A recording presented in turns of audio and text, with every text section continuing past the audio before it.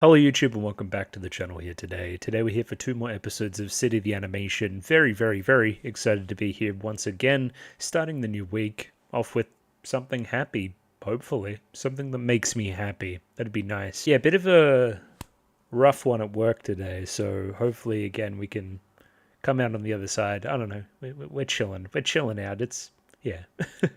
We're not at work anymore. That's the main thing.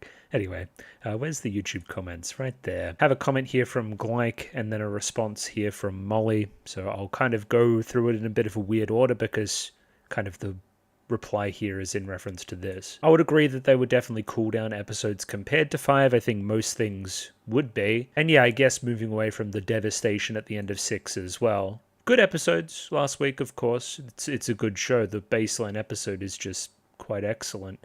Yeah, less of note, I would say. Yeah, the play was fine. I think it was mostly carried by the voice acting, but the quiz was definitely the standout. Some good sort of bishy stuff last week. For sure. And yeah, this one I just kind of got to put my hand up and say that I actually stuffed up in the edit because I realized this in the edit. I realized that the banners were about the race. I saw that at the very end, but I kept the stuff in earlier where I was like, no, they're about to play. So yeah, I kept in the part where I misspoke. So then it doesn't really make sense when I'm like, yeah, just like I thought, when I didn't. Anyway, I fucked up. It's fine. Now this is where we get into something a little bit larger and probably a larger conversation about Kyoto Animation overall. Because they kind of got history of this.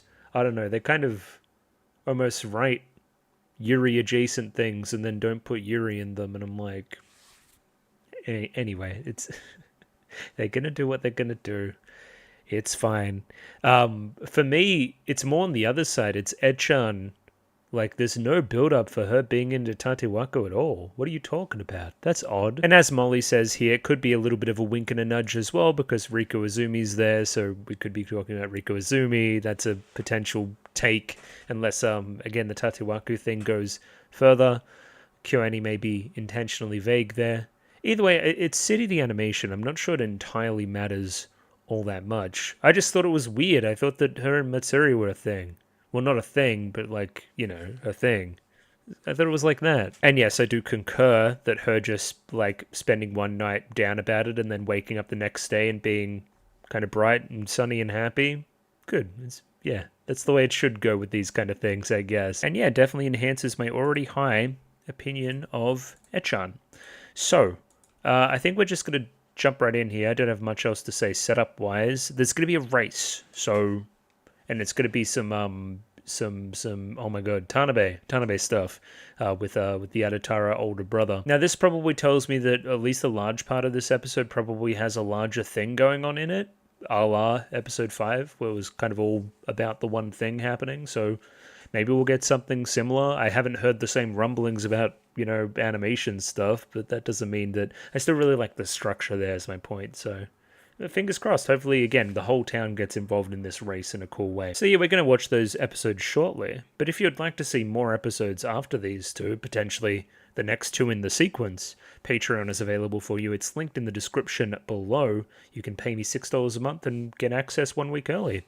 It's there. It's available. Many people have had a look, such as Mickey Babers, AJ, Akamansa, Bananarama Hamadama-sama, Bisa, Capella, Choberibi, Dapper Dwarf, Ed, Fancy Question Mark, Fleur Nightingale, Fruit, Gloriana Tenebrae, Glyke, Gus N, Hans Peter, Ika, Yako Yavanen, Chummy Boo, Joran, Kasogtha, Clem, Nosta, Cut Begemot, Lick H, Lou, Master Detective, Miru, Minted, Mistake Il Chen, Molly Weinberger, Mr. Maniacs, Nailu, Aussie, Panic, Pencil Shop 333, Ron Led B&K, Saint Lily, Sal, Sam1373, Skeleton, Tentacult Member, Waifu Overdose, Without a Net, Kelvin, Binshi, Aidan O'Brien, and Voodoo Chili. Thank you to everybody for giving me money. I enjoy the money. Already set us all up. Let's just dive in here to the next episode, which is episode 9 of City the Animation. Let's do that now. Rightio, I have episode 9 of City the Animation up there ready to go. 28 minutes and 2 seconds on this one, so sync up accordingly with your own copy. I have the Amazon version with the Amazon subs, so use that version if you'd like to have the same subs as me. If not, there's a picture-in-picture version in the description below for your viewing pleasure. Let's give this thing a 3, 2, 1. Radio, 3, 2, 1, go. Officers Police Box.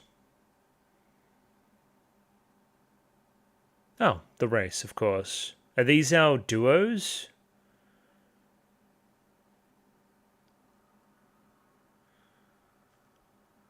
$1,000,000 yen?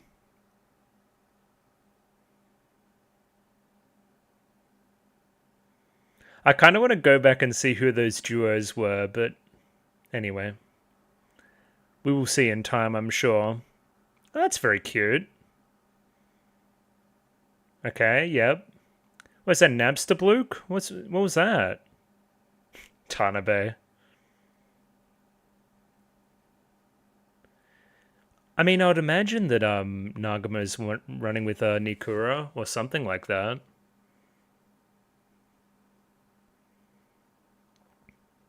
I wish I could keep this open and then go bring up that other frame and see who the contestants are, but again, we will just say.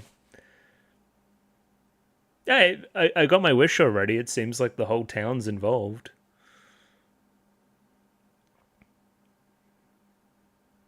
Show's really good at intersecting storylines. I wonder if here we'll jump back to explain how everybody gets involved.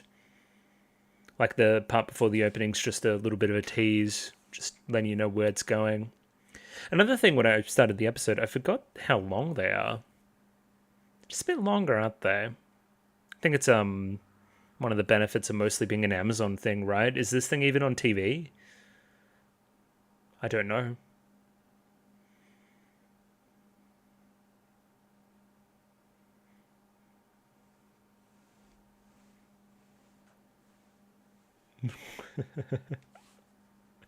You gotta love it. You really do.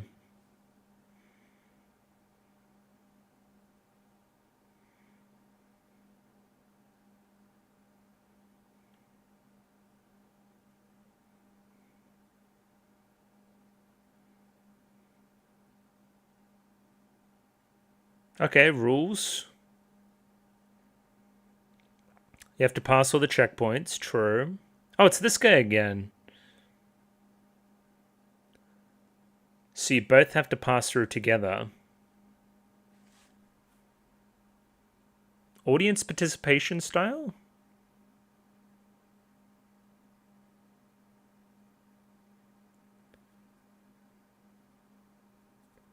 Isn't that... It's kind of betting. It's more just that there's a prize.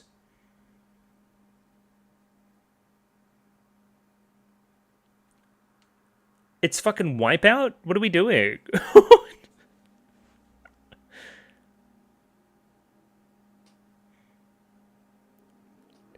Oh! Amazing. One of the first times in the show we've really played with, perspective in a cool way. Oh, she's just loving life.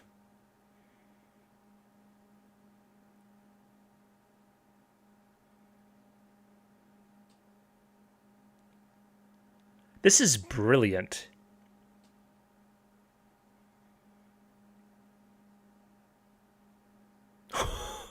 No!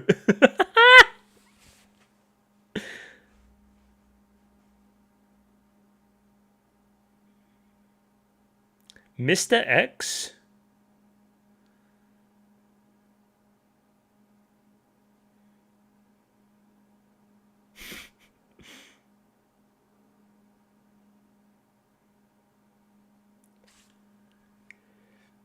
Oh no!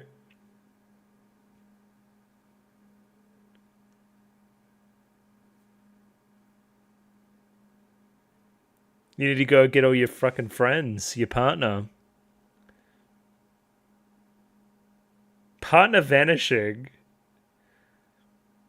Okay.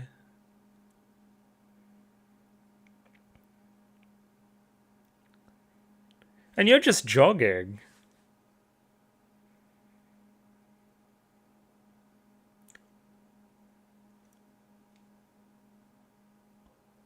Yeah, I know. I remember. Moments ago?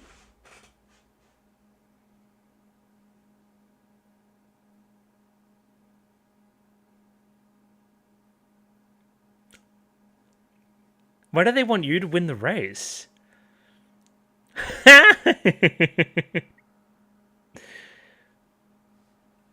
But yeah, why is that advantageous to you?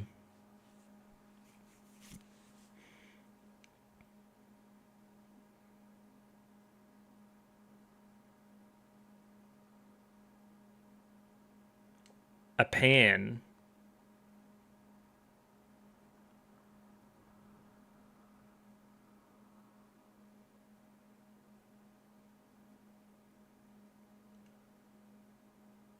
I guess you guys aren't on the same page.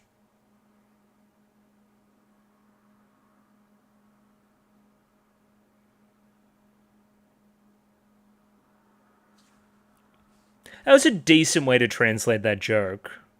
Because obviously, again, it hits a bit better if you're Japanese, but... Oh, look at them all.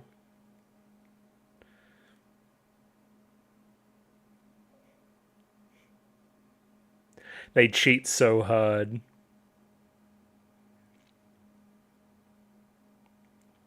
Oh, look at these two. Now they're on the same page.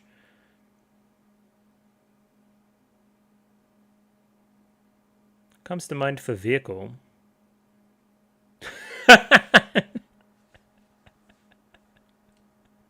Classic. Get it? Because they're like on the same page about everything all the time. Oh, flashback. Full name for Edchan? That's crazy.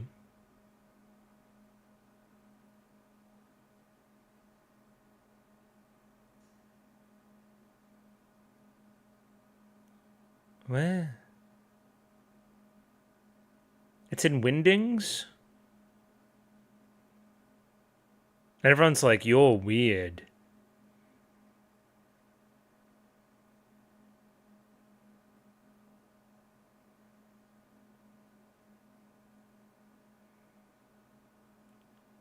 And less people every time.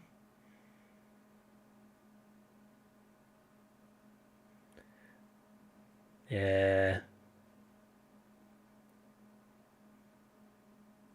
She's just a bit weird. That's okay.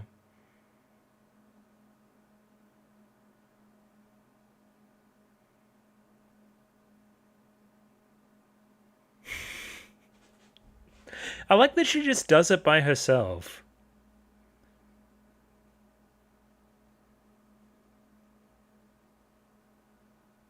Not really.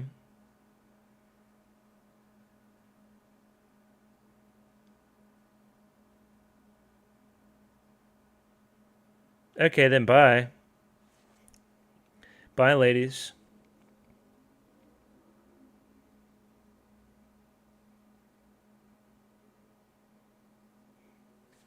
Same frame.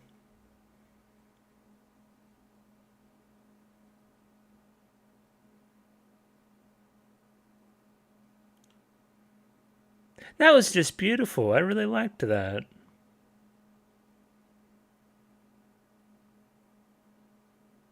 It's that same choice again. Don't shoot him.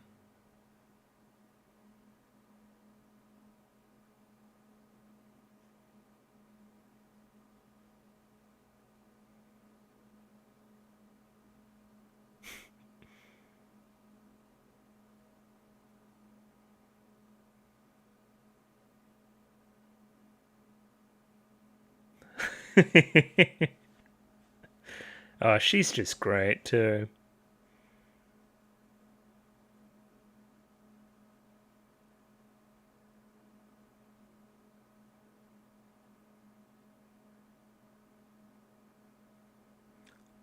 So the race has to continue until you do your... Oh no.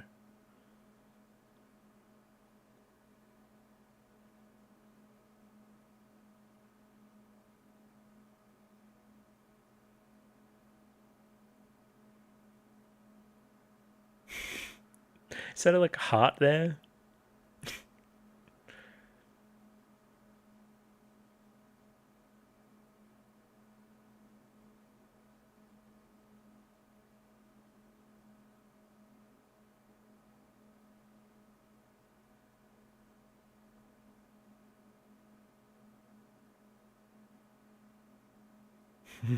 Yeah, what happened?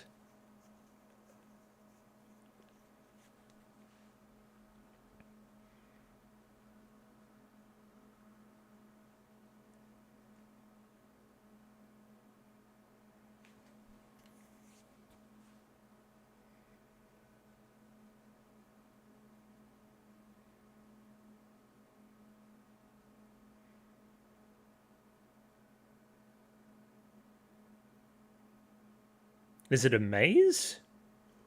What the fuck was that?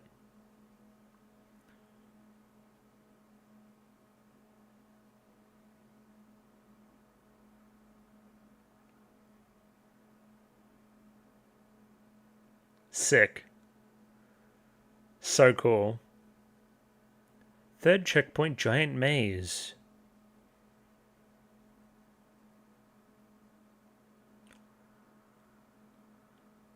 Come on now. Why can't you just walk on top of it right now?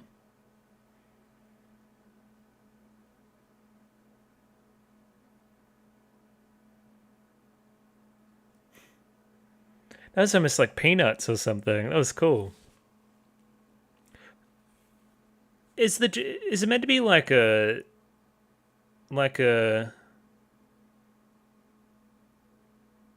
why is there a glue? What?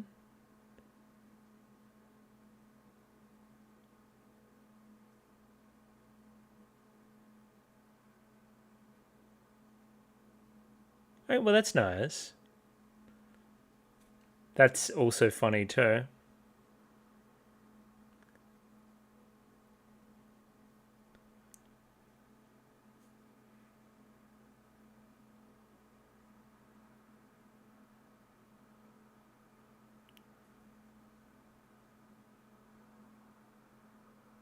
Well, yeah.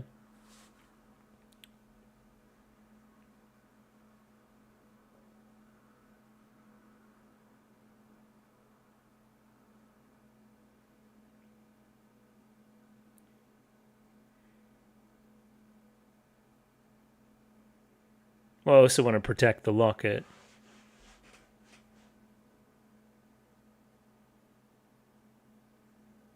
I mean, how are they going to lose?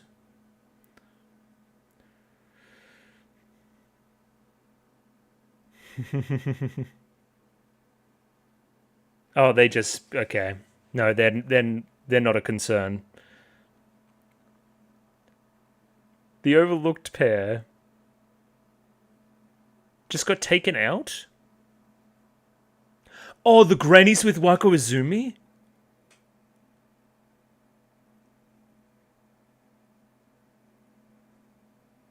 They're gonna win so hard. That's the evilest pairing I've ever seen.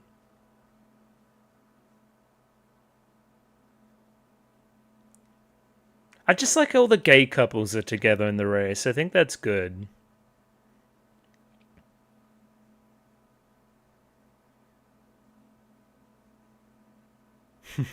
I liked it. I don't know.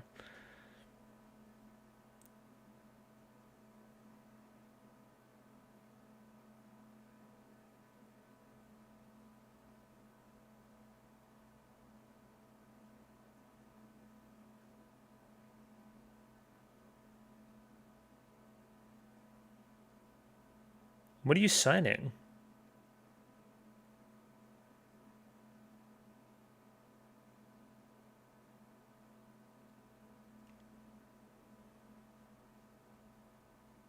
Eh. I think you got her though.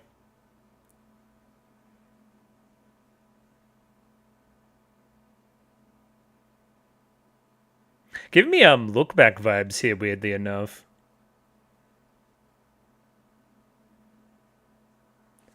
Okay, yeah, this is a fun triangle for sure. We all can't satisfy each other at all.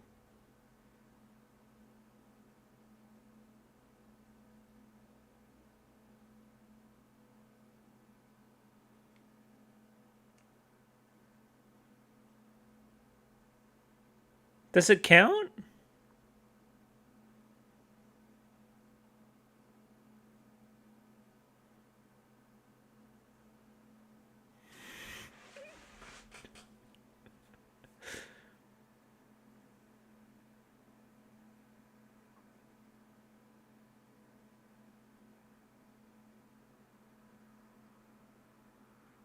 Okay, bye. That bit went a mile a minute. Speaking of a mile a minute.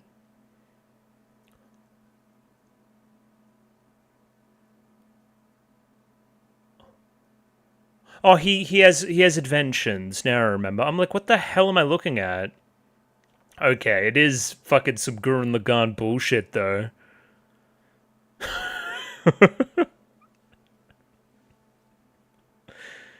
Oh, just straight through the fucking.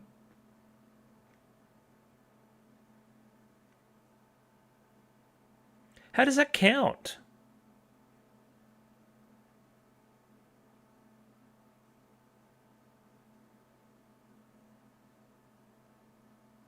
What? And I thought that Wako Zumi was going to be the evil one. Still, yep, okay. This leaderboard's crazy.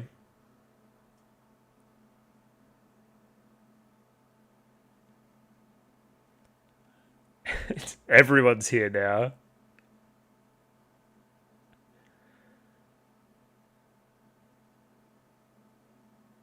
Well, we don't care.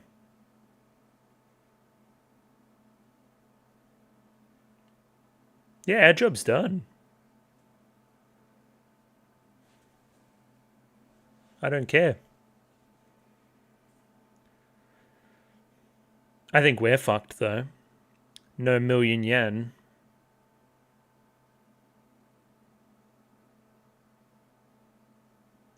And just like that, the goal is gone too. Yeah.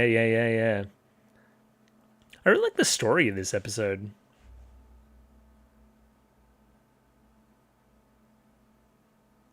No. We need to motivate you. We gotta win this race.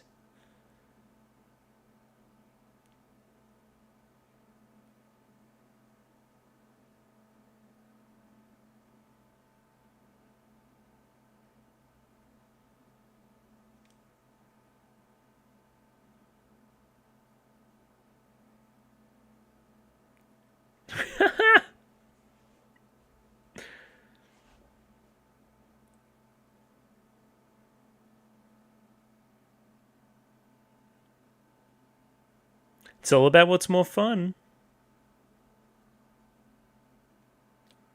What? Okay, you were too inspirational, sure. Oh.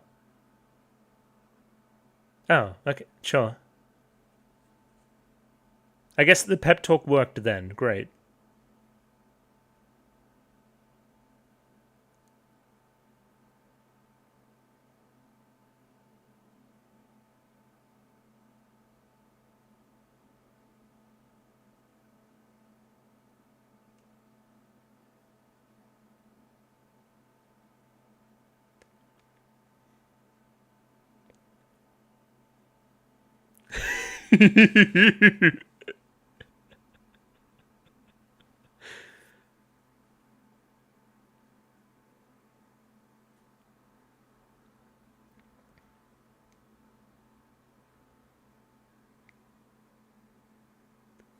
What are they possibly gonna do?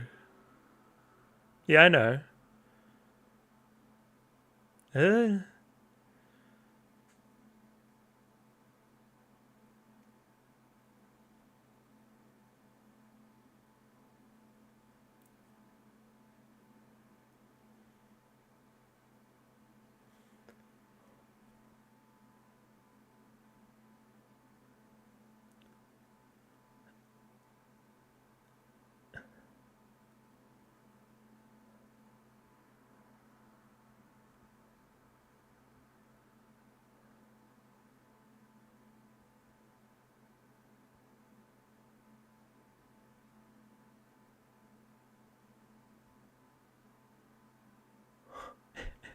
how the fuck do you even start to animate this?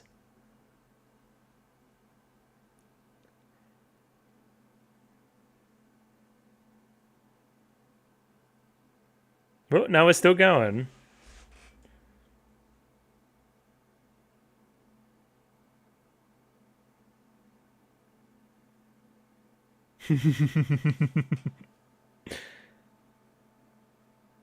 Oh, it was fake. Okay. I thought we were just being funny. Sure, okay.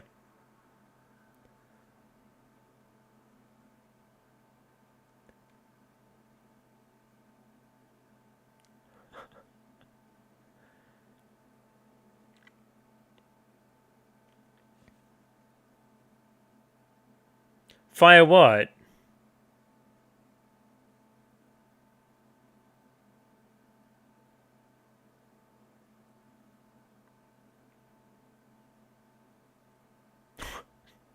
Why did she look like that?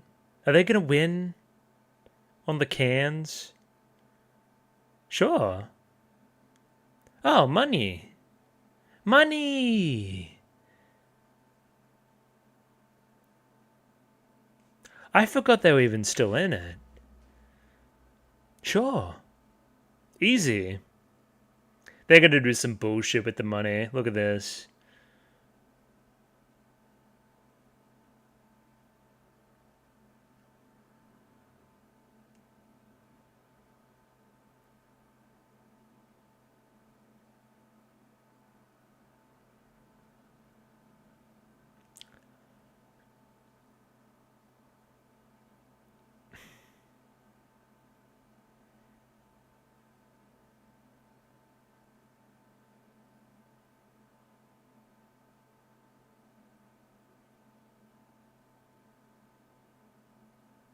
Oh, okay.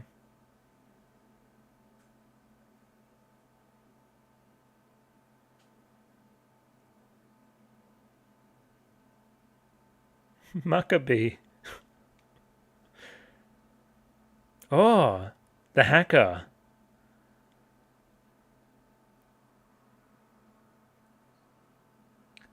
So she still was the secret mastermind the entire time. Sure. I look forward to having the time in that episode to go back through at a little bit of a slower pace. That's probably my only big criticism is that it's an amazing episode. It's just very quick.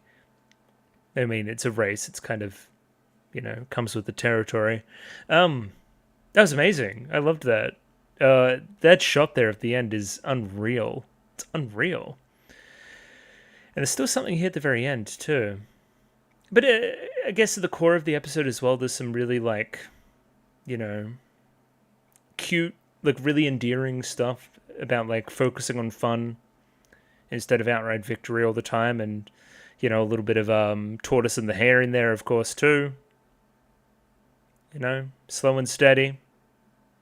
Slow and steady in the same way as like going slow and steady through life, just experiencing it, slowing down for a sec. Yeah.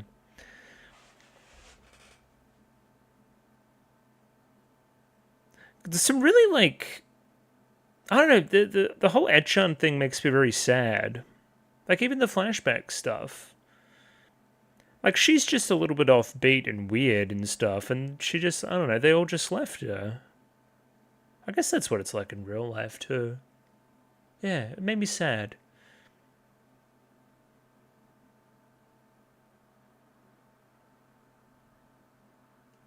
It's a lot of money. Well, basically, yeah. That's all it's about. The plane through the air, what does that mean? We'll never know.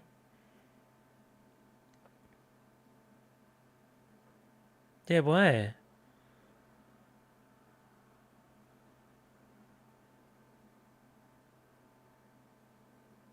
Daimao.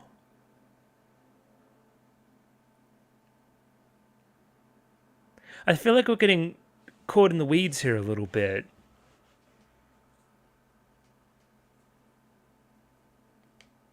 Oh, was it a multi-leveled pun? Yee?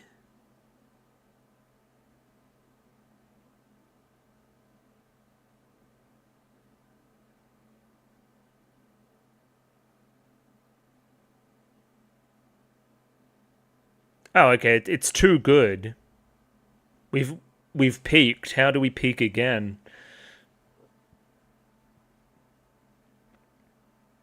So we got to spend this on fun.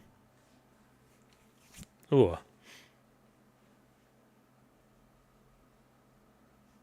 Bold?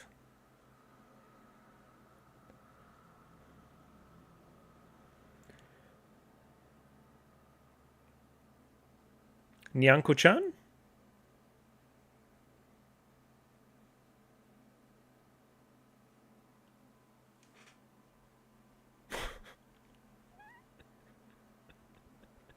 What is happening?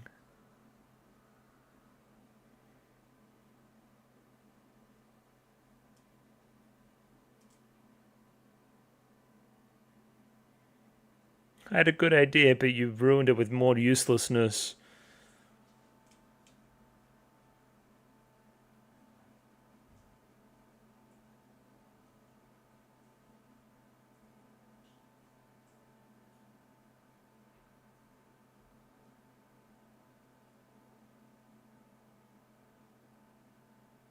Oh. Yeah, fair enough. That's very cute.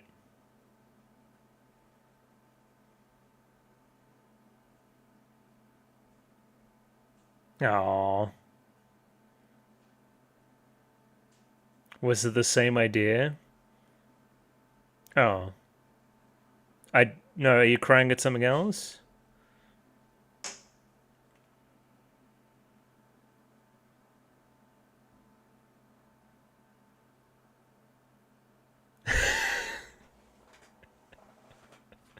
Okay, it wasn't the same idea. Gotcha. Sure. Seems like a grand waste of money to me, but anyway. What an episode.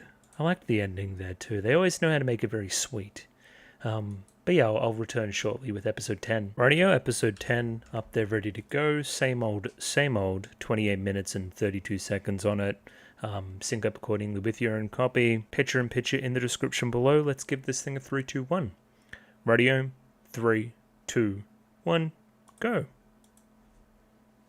Adatara, Makabe.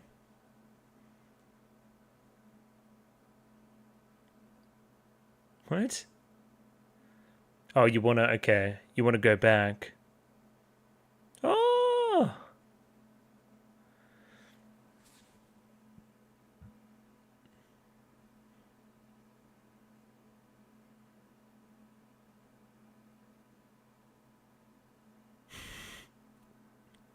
I like the 4x3 here. Getting all nostalgic. That day, that summer. No, we can't. Emergency meeting among us? What's it? What are you doing?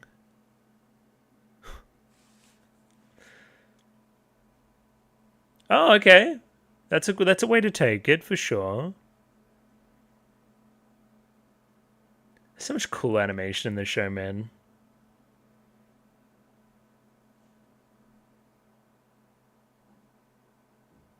Dad and the boys.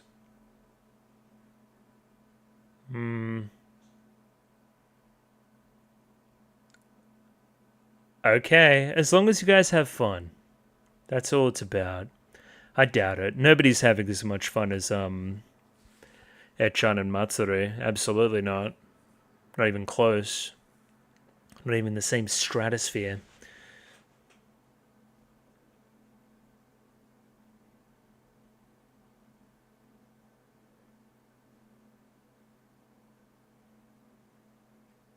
Well, that's fun too because we've got a bunch of like child designs for our 3 main characters there. So there's a bit of a kind of nostalgic bend to the show overall. You would say a lot of people looking back.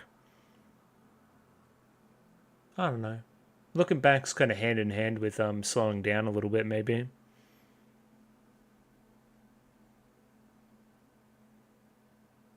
I don't know. Considering the past, what's happened before, experiences, the friendships we've made. Yeah. I don't know. The show's like sneaky deep. I think a little bit.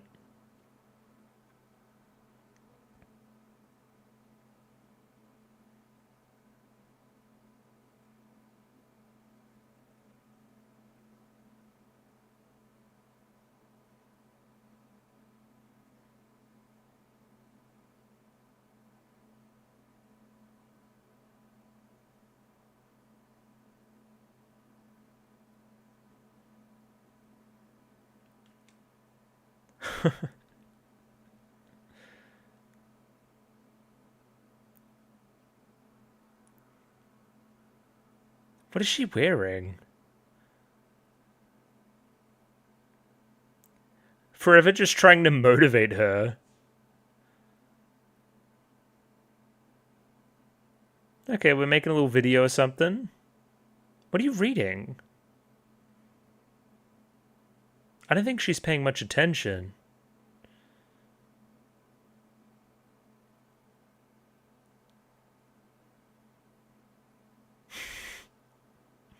Oh, there you go. She was always on board.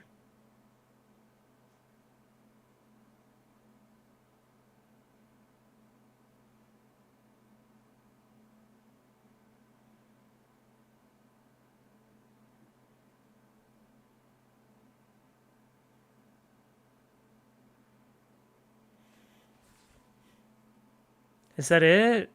That's nothing.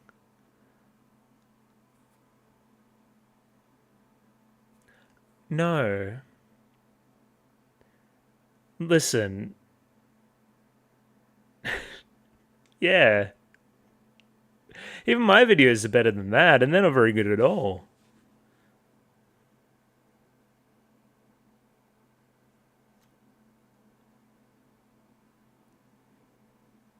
Get Wako Izumi involved. She'll have an idea. A new character?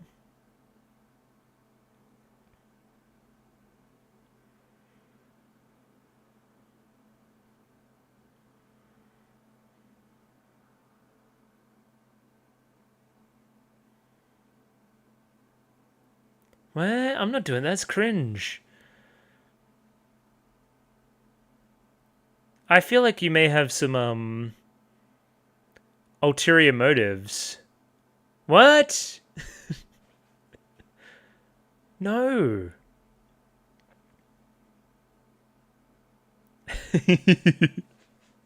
The voice acting, man.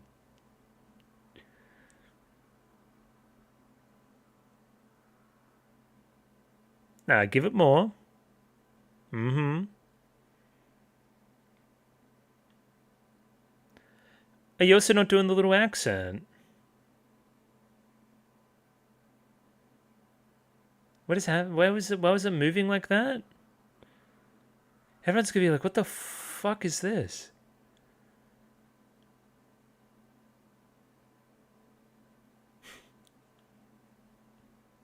Nagumon.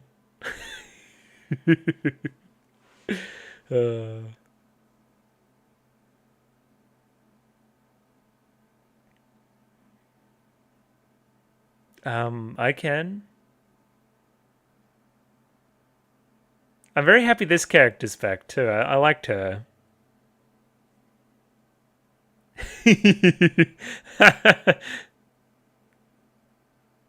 Oh, oh. Well, this feels a little bit cynical. This feels like this was planned.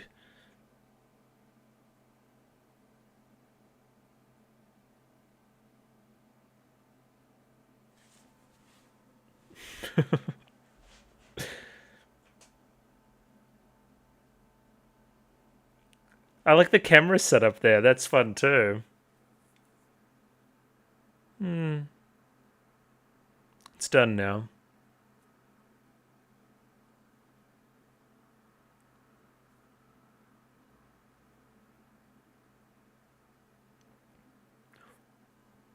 Easy.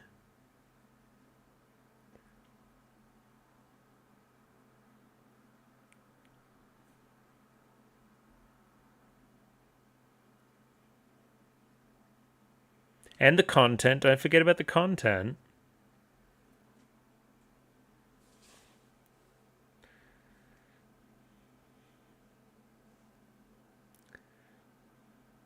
Oh, let's get going. No time for fist bumping. Who the fuck? Whoa. Excuse me. Well, he's not particularly fast.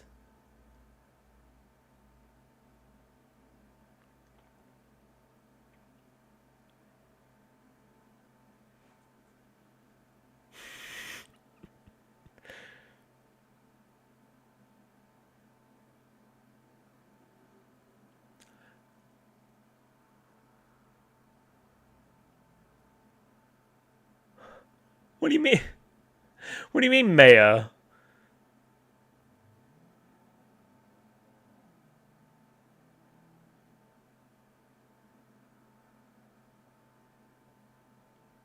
I'd be pissed.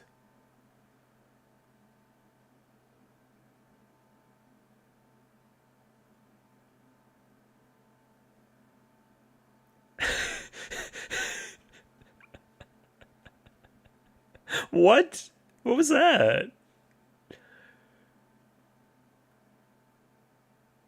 All right, we're back with the troop again. Self-esteem. This thing really does go a mile a minute. That sound effect always gives me review starlight. I don't know why.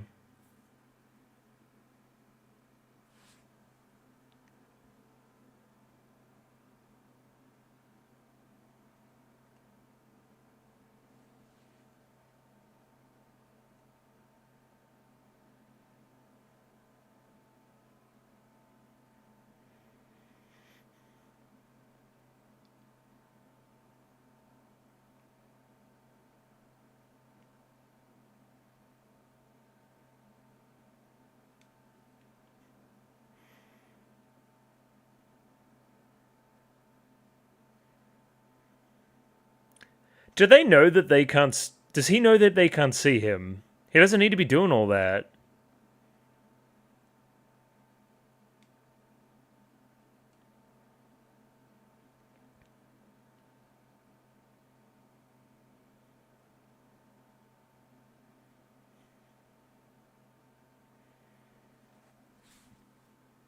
Sounds like a lot of money's being made.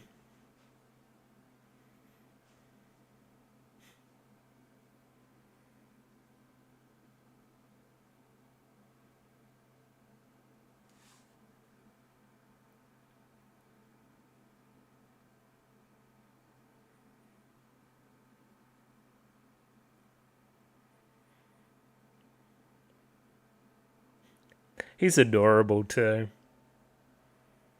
Detective? Oh. Ha.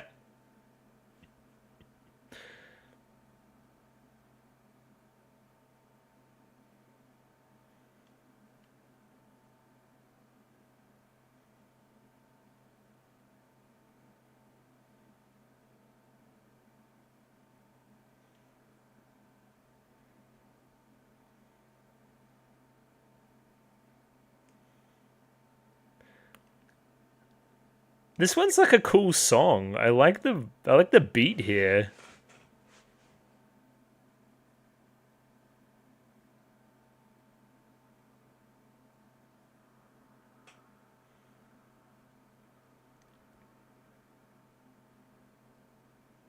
Okay, well,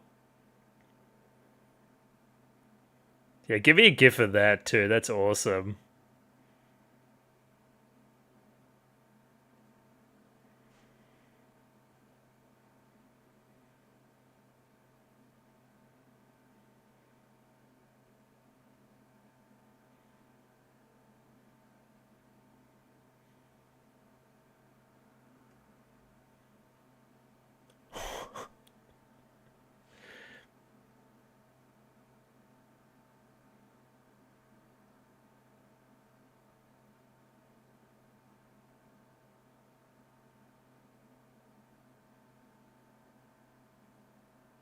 This is a crazy ending. I didn't see this coming at all.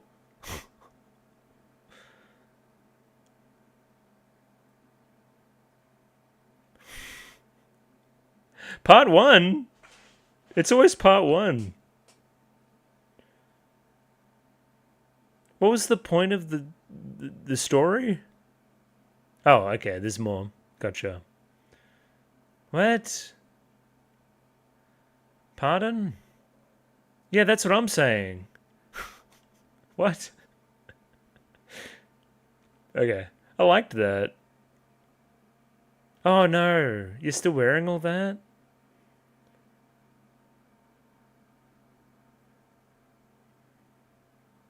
There's an alien?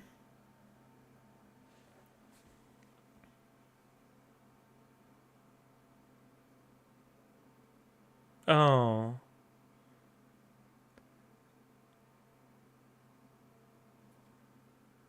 He has to fight all the evil exes?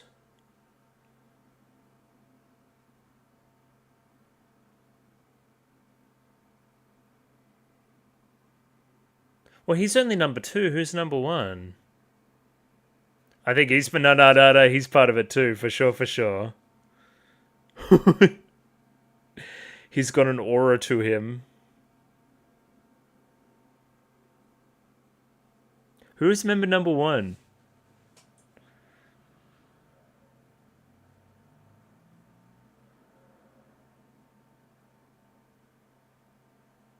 I like the cheerleading chant there too.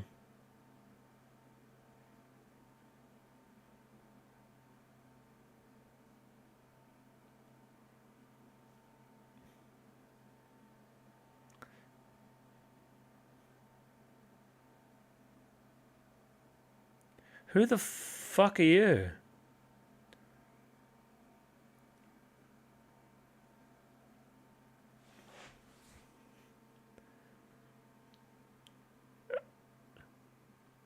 I've been trapped?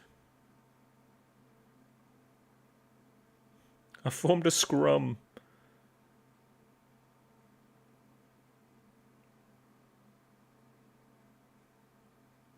Oh. There he is. It be your own sometimes, man. It really do. That's crazy.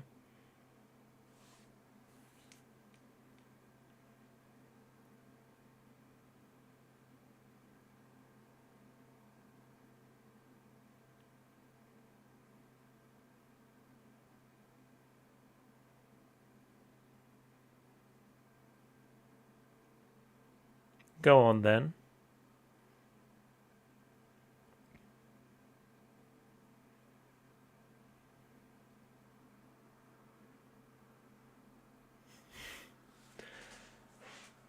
Do I know this guy's voice too?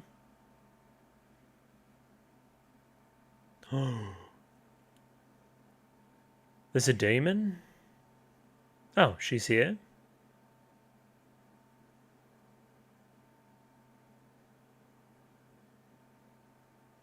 She's gonna be like, huh? Oh, yeah, that too.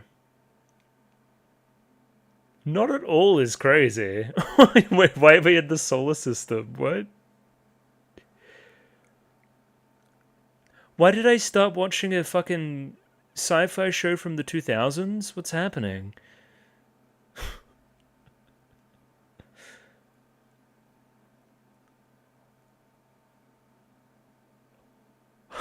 That was so cool. You never know what's coming next.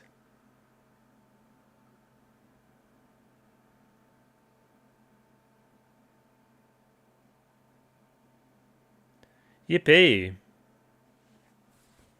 Ooh.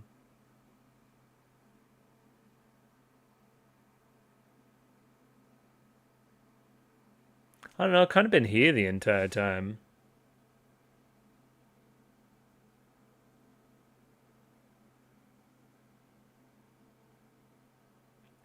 Awkward. Is she like here? Yeah, okay. What would be the record?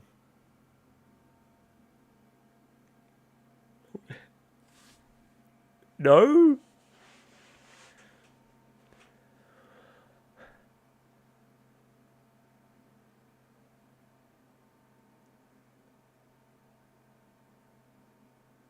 Yeah.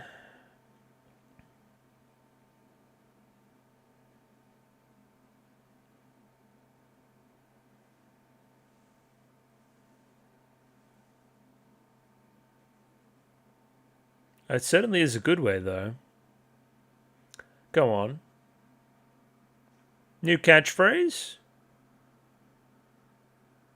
Buzzword of the year. By what metric?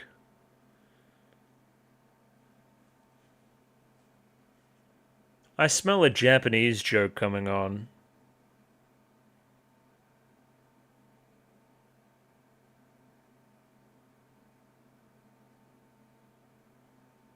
A nice tall fucking dark frosty Guinness? What does it say? I'm sorry, it was just so shit. That's me after one Guinness.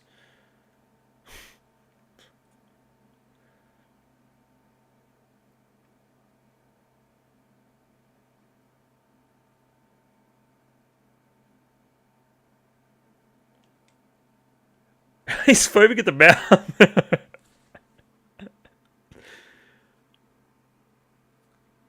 That was just Akito Yasaki again.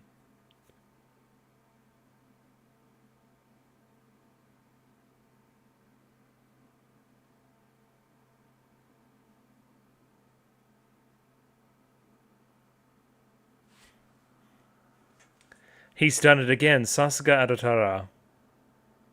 Call the buzzword place.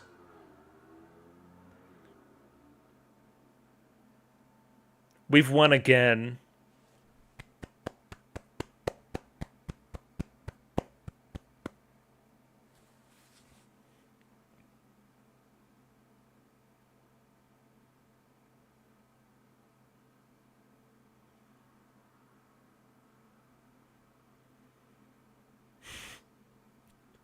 Is this like a hotline or?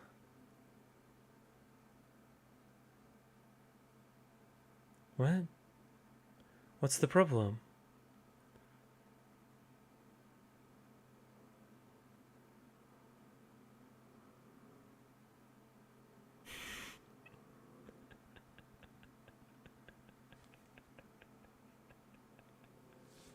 Him getting really quiet there was so funny.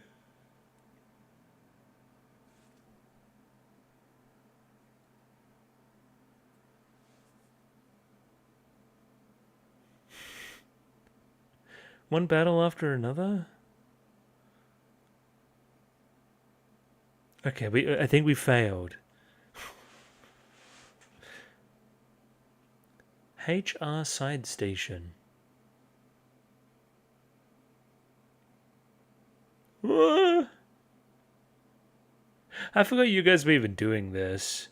Fucking Old Man Summer? It was Hot Girl Summer, now it's Old Man Summer?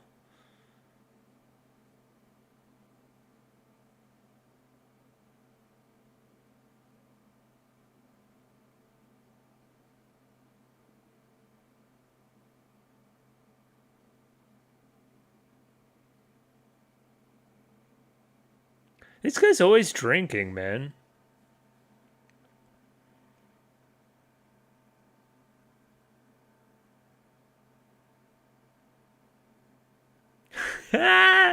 Party bus. Let's go.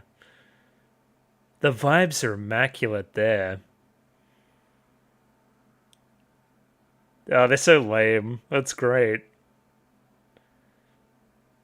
Oh. No. No. It looks really cool though. Like that rain effect's amazing.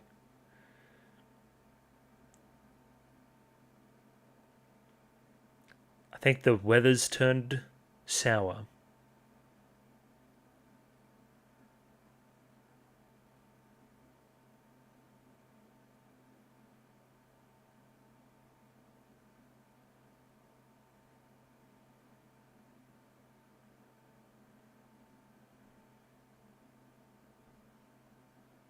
The sound effect there too.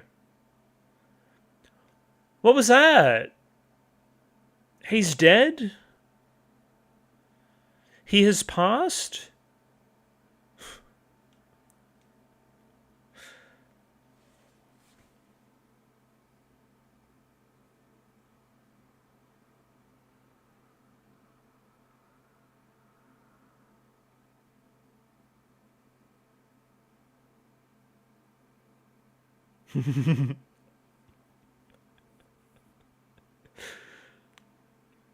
That's gonna make you fly away, bro. Yeah.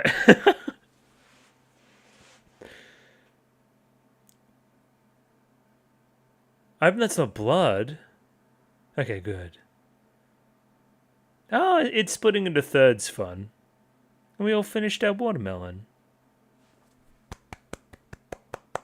That was very good again. Yeah, that last segment looked really like amazing.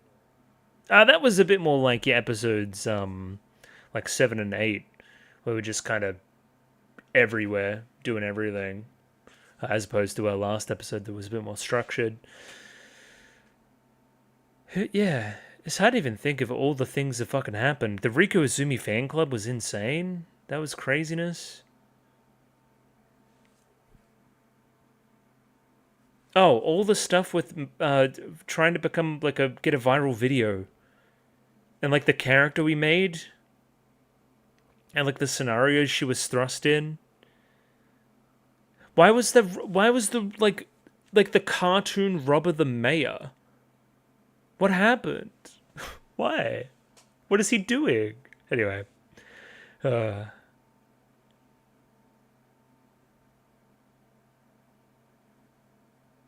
once again, I read it right. Has it like climbed up since the show's ended? Let me check while I'm on my phone here quickly. Go to my anime list. I don't know. I don't know why I'm always like obsessed with external scores for things, but like it was so low for no reason. How about City D then? Oh, hang on, show's on. What is this?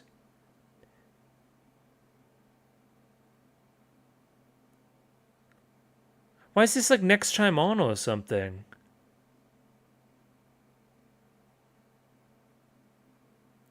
Yeah, it's like a very classic next time on. I wonder if any of that's accurate. Oh, we did two in a row? Oh, okay. We're telling a story through doing this.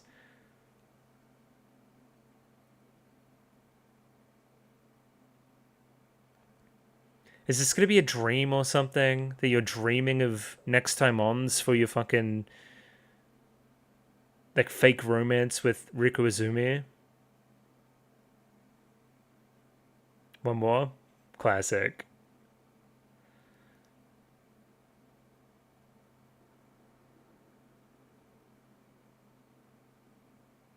Oh, they were the fan club. Yeah.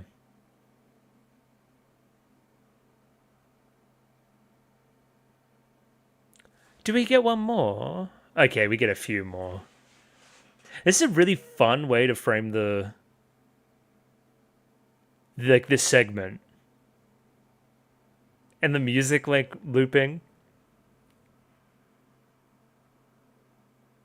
It's actually kind of fucking genius.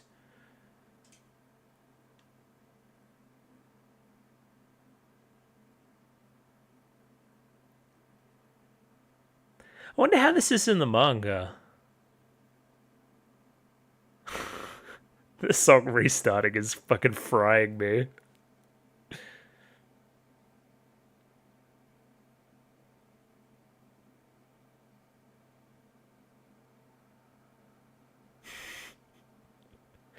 Pardon?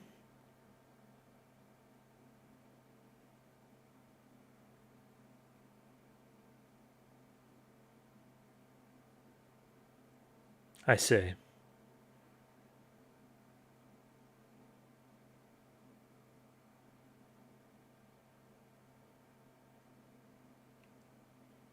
You'll never guess.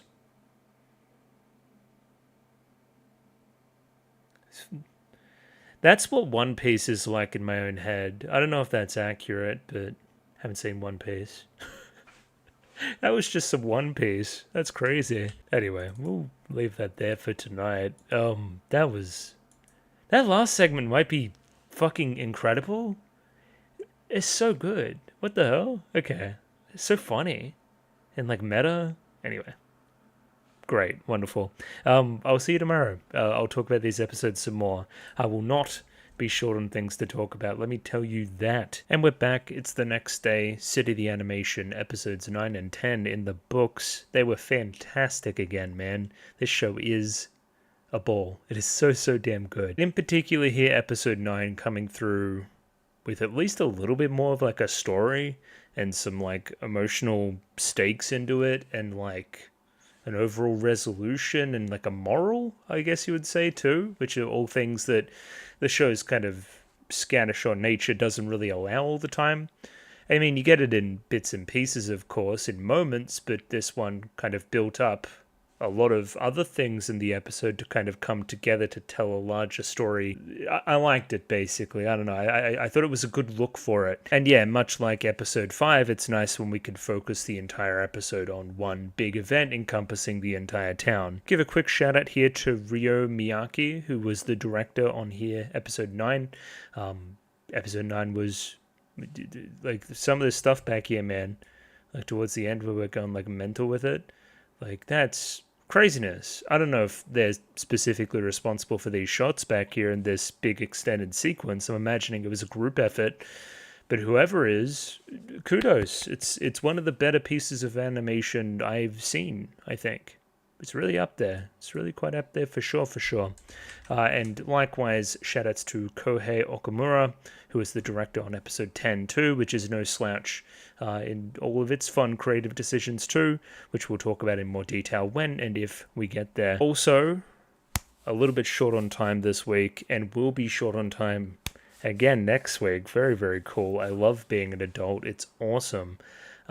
So yeah, next week I'm just forecasting now probably going to be the one episode, and right here, right now, I probably need to get out of here relatively quickly. I don't know, we'll see. So if I'm a little bit light on the analysis and I skip past a lot of stuff, then so be it. That's kind of the vibe we're going with today. Either way, the best way to get moving is to get moving, so let's go. Episode 9. Yes, this is what I wanted to pause on before. Here we have all the competitors and maybe even some seating, potentially, for all the participants in the race. Would love to have all this stuff here translated too, of course, but I'm not lucky enough to have it like that. Again, this whole thing's very cynical, right? Because it's all been organized and, you know, Tanabe needs to do the Tanabe thing, and then we don't really care other than that, and then it kind of spirals because of that later on too. Again, very similar to episode 5 in that regard too.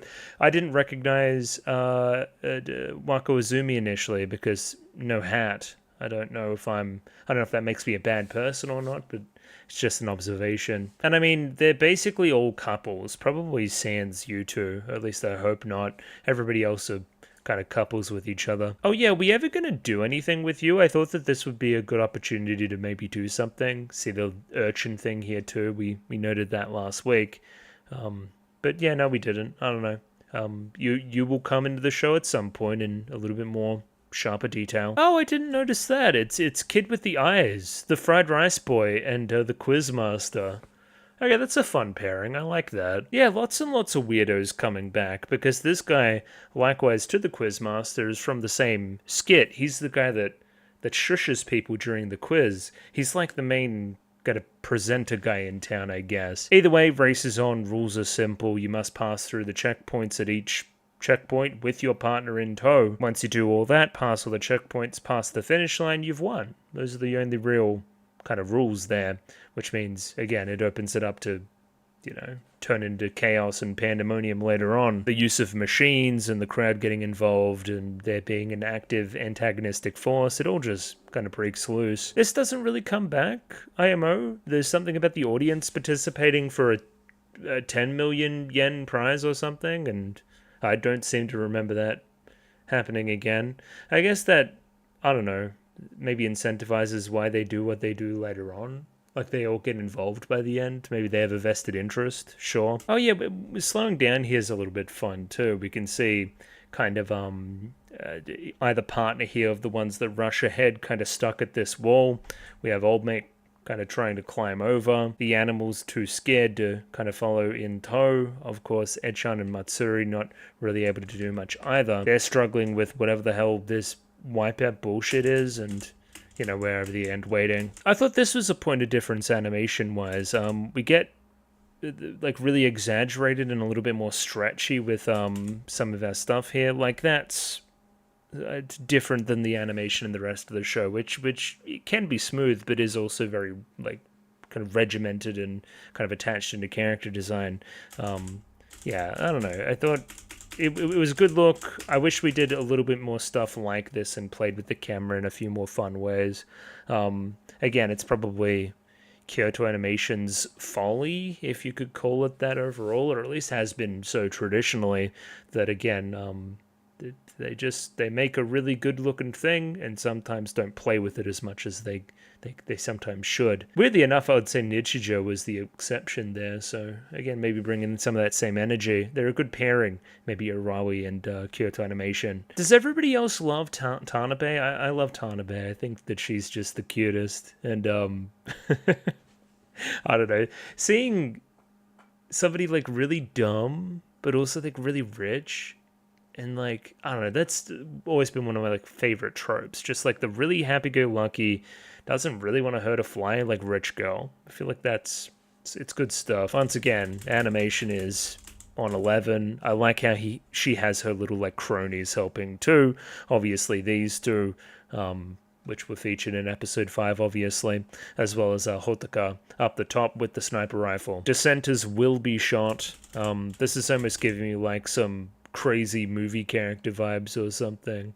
I don't know, something about some guy in a tower with a sniper rifle, probably something like that. It's ringing some bells. We don't really do much with Takari Dake after this point. I guess the funny joke is that he doesn't have a partner and it's just his fucking animal troop again, and he's like, oh, I feel lighter, it must be God pushing me forth. No, the animals just kind of escaped from the bag. Yeah, really fun frame to depict this too. I like the choice of the wide here to just show all the animals flying out of the bag continuously. So yeah, to my knowledge, he is instantly disqualified here and no longer a going concern. He is still running at the end though. Anyway, yeah, you see him down the bottom there. I mean, that's probably... It's not 8, it's probably meaning disqualified. Shoutouts to these kind of eye catchers in the middle of the episode. I like that they tell some of the story and, you know, give us a update of where, you know, each competitor is in the race. And again, it changes throughout time. It's a great, I don't know, it's good. It's good stuff. It's information. I like information. Okay, so it's great to see that Nagamo is motivated, right? But there's a money prize. It's no wonder that she's motivated. Why is Nikura motivated? Well, it's the same reason she was motivated last time, and it's the locket. Now, if I was to get a little bit critical, I don't like that the driving force behind Nikura's actions in both episode 5 and this are the locket thing, even if, again, it does thematically make sense and come through with some amount of emotional build-up by the very end, or payoff, I guess. Yeah, I just think we could have swapped that around a little bit and did something a little bit more creative, maybe. Still, what is the motivation behind the soccer team doing this? Why do we want Nikura to run? Is it going to be something akin to, okay, you go with Nagamo, be Nagamo's partner, get the money, and then split money with us or something? Or is it part of they kind of have ongoing beef because they were fighting before when they kicked the ball in her face? I don't know. It kind of doesn't really matter by the very end because they don't even have the locket to blackmail her. They were just weirdly trying to attempt to do it for some reason. God, this show is overwhelming, man. And it sucks that I need to sometimes go through it a bit quicker than I should. There is quality all over the place. It's unreal. I like this second checkpoint here. Essentially, what you need to do is pull a card, write the answer to the question on the board, and you both need to write the same thing. If you guys are on the same kind of wavelength, then you both get to pass. You cannot pass until you both say the same thing. Again, Ed-chan and Matsuri, they may not be the fastest, but they would be the fastest at this part because they're always on the same wavelength. It's, you know, no wonder that they get through here, man. What comes to mind for pan? So, of course, this is why this pun is kind of hard to translate for an English audience. Pan is like bread. That's it for the Japanese audience, right? So you would imagine that for a Japanese speaker, the first thing when you hear pan would be a kind of bread, and that's what you would be writing down. Nagamo mistakenly thinks it's some kind of like weird, crazy riddle or pun or something, where she then puts frying pan, which, you know, would only make sense if you understood the English for frying pan, right? Some stuff with the audio here and the symmetry of the frame was really fun too. Just kind of a multi-track for this guy's voice, as, you know, again, because we're trying to be on the same wavelength, we're trying to hear the same things at the same time. It almost puts like us in both characters' heads simultaneously. It's a fun technique for sure. So yeah, as it previously explained, we have Nikura here going for the koppe pan, where then Nagamo going for frying pan, which would, again, that's in katakana, so it would be a foreign word. Correct me if I'm wrong. Yeah, she took the English interpretation of pan. Either way, they weren't on the same wavelength. That's all we really need to take from it. There's some fun stuff hidden in here too, like us two are fighting here, now we just approached here. You know, we're all kind of stuck on this step whilst we just pass this checkpoint with ease. Marco Izumi's up to no good, and we can't read each other's minds when on the same wavelength. I don't think anybody's on Wako Izumi's wavelength at all, so... yeah. Oh, yeah, they just fucking hacked, too, now I remember. Look at what they got him wearing, man. And she did something about Panda? What? Okay. You're a mess. Jesus. Okay, Echan Matsuri time. I love that they come back and win the race at the very end. I just think that's really, really sweet. Obviously, again, it's playing off of that old story, the, you know, tortoise and the hare, slow and steady wins the race. Kind of a metaphor for life overall, you know, go at your own pace, prioritize fun, prioritize what it is you want to do, and ultimately you'll end up ahead by whatever metric than the people that are taking it all so serious all the time and getting caught up in the, you know, rat race of it all. I feel like, again, there's some poetry there and it's quite well done, if a little bit, you know, predictable and rote. It's good, though. It makes me feel the warm fuzzies. So, yeah, for the both of them, the answer for vehicle was tin can stilts, which they both... apparently that's what they had on their mind, is a fun vehicle to use. Oh, really, really fun match cut here. Kind of from there, where Echan's right there on the left-hand side, to Echan in front of class on the left-hand side with nobody next to her. We immediately cut the symmetry there, if you know what I mean. So, like, it's Echan without her Matsuri. And again, it's suitable for the flashback where they have not met yet. Ew, cursed it. Echan with long hair too. I don't know about all that. Of course, we know the reason behind the haircut, and that's all very wholesome too. It's just unexpected. I like the depiction here. It's a little bit... I don't know, I keep wanting to say it's rote, but if it's just good, then, like, I don't know, everybody should do it. So, your crime was making something good that I felt like I'd seen before. It's not that big of a crime, really. Either way, I'll get to the point. She's the new kid in class. She's like the curiosity at the moment. Everybody's all around her trying to learn new things and trying to get a gauge on them, right? But gradually over time, she shows her true colors and shows that she's just a little bit more weird and off-kilter than everybody else, and that gradually scares them away. This is probably my favorite sequence of the episode overall, too. I love this shot where they get up out of the chair and the kind of skirt flies backwards and whatnot. We do it again on the opposite angle for Matsuri, again matching up that symmetry in a really fun way. I mean, it goes to show that Echan is pretty, you know, true to herself. None of the stuff that she does with the Matsuri is really performative at all. Again, they feed off of each other, but this is just what she does, really. She comes up with weird scenarios and tries to get people to follow her along on the adventure, right? The example here being that, hey, today everybody pretend that I'm been here the entire time and that everybody else is the transfer student. But you'll see it over time as the days pass, less and less people hang around. What does she have for lunch there? Some onion rings or something? Yeah, and this is where we get a bit sad. I feel really bad. She's like really sweet. And she's just eating all alone. Got no mates. She doesn't seem that sad about it, but it makes me sad. Matsuri looks over, curiously at first. The other two are having some inane conversation, and she's like, what the fuck is up with her? And again, this is where the question comes out, right? If you had a choice between doing something fun and doing something not fun, what would you choose? I think every single person would choose fun, right? So the option's in front of her, right? Something not fun or something fun. Let's do something fun. Let's explain that same... again, okay. It's kind of suboptimal socially, right, to be hanging around with somebody that has no friends. If you are optimizing life, then you shouldn't hang around with Echan. But again, in the same way that everybody else is optimizing the race, it's, you know, these like true relationships at the core of everything that You know, they're worth more, and you win at life more doing that. Do you know what I mean? Like they lost the race in the end, but we stayed true to ourselves and true to the fucking tin can stilts that we wanted to use instead of all the other stuff that happened in the episode, and we won the day. You see what I mean? By being fun, we won. And yeah, and using that to like funnel into helping us to meet each other later on too after the move, it's all just that's working wonderfully well for me. And yeah, this is where we get the kind of opposite when she gets up out of the chair here. That shot there. Again, it's the other side. It's Matsuri and Echan coming together, you know. Look at them go. All synced up again with their tin can stilts. Now back with Tanabe.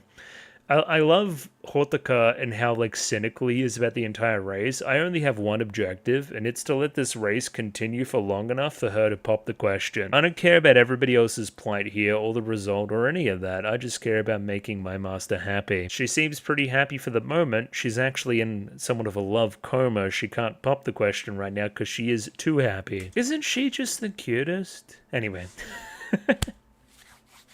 Cool, we've arranged the pairing.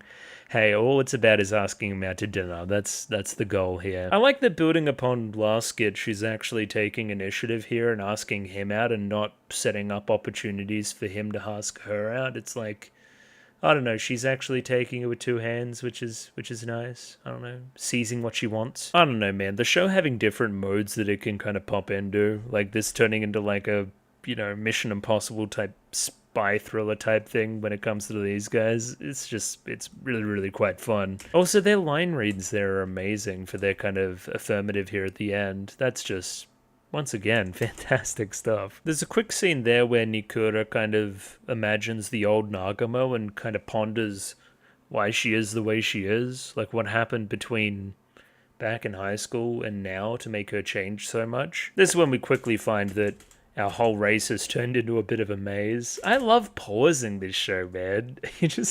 You always see some stupid shit. I love it. Either way, Nikura's had enough. Nagamo's left to save her and hold on to her and bring her back up. And yeah, just like before, she's kind of morphing back into her high school self, right? Leave it to me. I swear I'll make us win. So what has caused this to come back, I guess, is the question. Oh yeah, this is like really gay too. Like, she gets all flustered and a little bit blushy after the whole handhold saving business. Nice fun piece of animation here with the head going back and forth and the walk cycle, and you know like that Peanuts dance, it kind of looks a little bit like that. I don't know, in an episode that's, I don't know, each of the pairings is kind of gay. Or not gay, but they like each other, so like they fit in is the point I'm trying to make, I guess. Either way, back over here.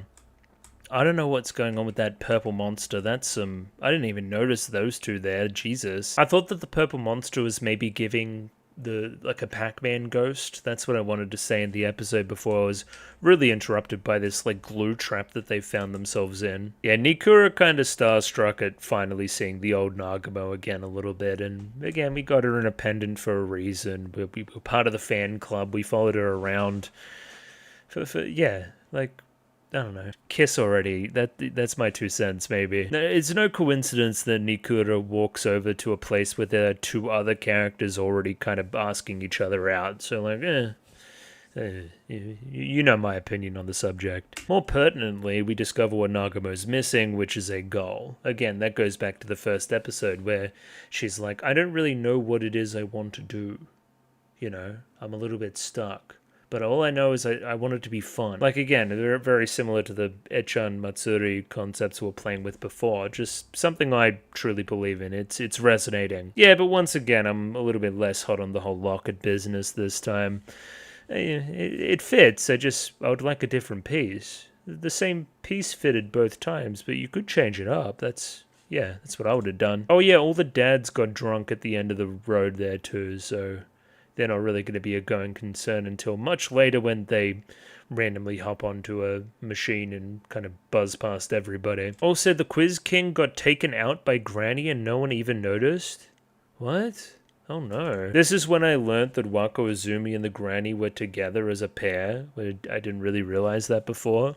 That's the most evil pairing I've ever seen. They could plot world domination and I would absolutely back them in to do it. They would be That would be a betting man's favorite for sure. Oh yeah, we don't really do much else here with Riku Izumi. I guess she's our hacker on the other side later on, but she's just kind of listening in. It's cute that she still kind of catches up with what her sister's up to, so pretty fun. It's also part of the grand conspiracy later on, which is kind of that Wako Izumi's putting this together to the point where Echan and Matsuri are going to win as kind of a parting present for the both of them.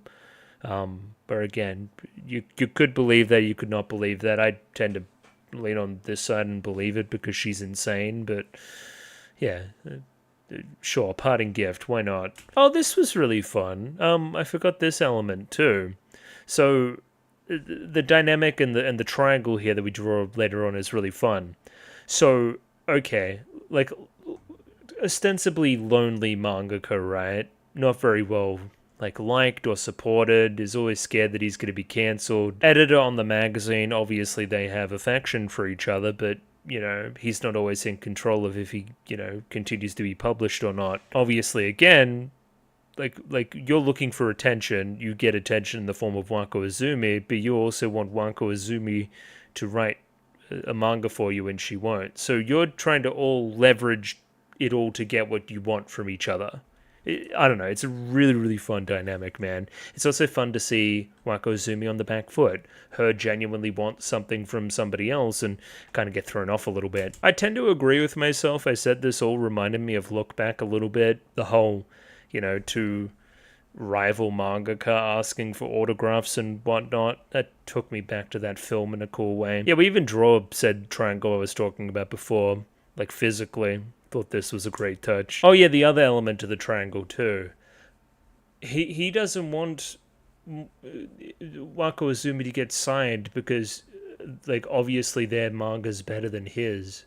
So he's kind of threatened by that. So he sulks a little bit after Wako Izumi eventually relents and agrees to publish or get published in the magazine for the autograph.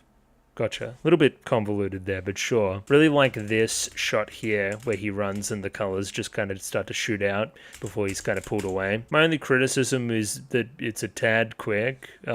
Speaking of a tad quick, look at that. Jesus. So yeah, now the old men are back and yeah, you got a kind of weird robot scooter thing. I think the big old kind of fuck off drill was a nice touch. Again, reminiscent of other shows and others. Animation studios potentially, but yeah, really fun. That along with the glasses, it's all coming together a little bit there, I mean, this is where we learned that the rules just kind of don't matter. Like they smashed right through the maze. They smashed whatever this next fucking couple challenges were gonna be, like the sand pit there and the big old wheel. It's where it just kind of turns to chaos from this point. We learn how lax the rules are, vehicles being allowed. This paired with fucking the landlady just flying overhead, stealing whatever vehicle that the commentator was using before.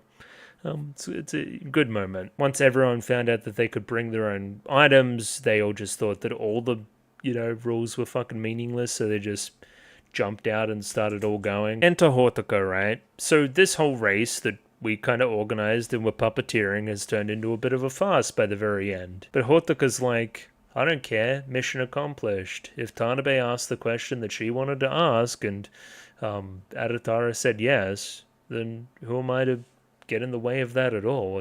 That's a job done as far as I'm concerned. I do like the contrast here between the chaos down below and him kind of feeding the pigeons up above. Again, it gives this kind of aloof character that's kind of in control of everything. I'm almost feeding these pigeons the same way that I would be controlling the masses down below. So we got the elevation too here. It's a really, really good moment. Back down below, Nikura and Nagamo are a little bit devastated. Particularly Nagamo here is quite downtrodden, losing hope. And with Nagamo losing hope, Nikura also loses hope of ever getting back that locket and protecting the secret that's inside. So yeah, we need to turn around and talk some sense into her real quick, reminding her of the money at stake, the goal of course, and once again hitting the episode's thesis here. Besides flipping the impossible on its head is way more fun, this being the kind of crucial convincing line for Nagamo to get back on the horse and try once again. Well, after the whole, follow-up punch debacle. I don't need your pep talk because I never gave up. So, kind of almost following suit from what we just saw there with Nagabo and Nikura. We have the kind of Adatara Tanabe pair here not giving up either. This kind of forces Hotoka into action. Another thing that I've noticed is we have a bit of storytelling here, of course. He used to be quite good at soccer, no? Potentially professionally. And then look at the knee. Big old scar there. Something happened on that left knee. Maybe a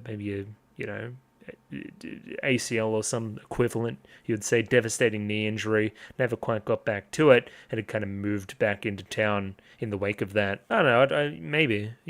Sure. Let's say that's my headcanon at the moment anyway. So either way, whatever Tanabe wants, she gets. Hotoka calls the rest of everybody into action, and more chaos ensues. We essentially again now have an antagonistic force, a set of staff that are going to try to prevent everybody but Adatara and Tanabe winning. Enter, this ridiculous long shot we have here at the very end, where these two bringing up the rear, 8th place, right into 7th place after they pass Old Mate. And I can't even begin to tell you how they even did it. Some of the transitions here between, like, the different scenes are crazy. Like, going from there, like, the momentum on the camera there's insane. Right? It's like it's on elastic. Elastic bands back down, flips back over, Nan's there. Full of these shots as we try to like pass each other and like the staff, and there's various explosions going off everywhere. After that, pass all the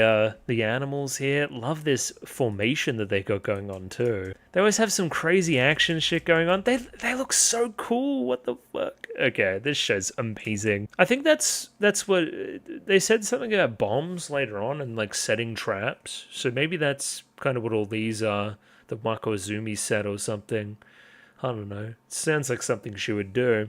We do hear Wako Azumi laughing here as Nikura gets exploded, and many other people too. As Nikura is midair here, we look inside the locket and see that it's just a picture of fucking Old Mate from the soccer team.